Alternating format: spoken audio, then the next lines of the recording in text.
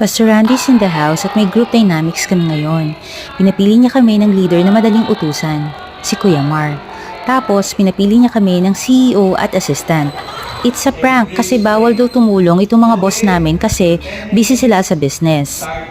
Ibinigay na sa amin ang materials. Kailangan namin gumawa ng bridge frame. Dapat ay kasing layo ng 2 tiles at bawal tukuran sa ilalim. Agad namang may nanguna sa paggawa, ang iba ay assistant at nagbibigay ng mga suggestions. Konting sigawan sa instructions syempre. May lubid na kasama sa materyales kaya naisipan din namin na lagyan ng suporta sa ibabaw. Nag-integrity check din kami sa kalagitnaan and so far, matibay naman siya.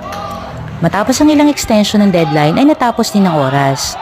Yung mga snacks na Jelly Ace nilagay namin sa gilid bilang dekorasyon. Dumating na rin ang City Hall Engineering at ininspect na nga ang tulay. Sa unang test, pasado. Pero nung intensity 9 na, hindi na kinaya ang mga pagsubok ng buhay. Ganun talaga, pag mabigat na ang problema, kahit sino, bibigay. Ako nga palang naatasang reporter at auditor kaya dinocument ko na agad ang construction and so far, proud naman yung mga boss namin sa resulta.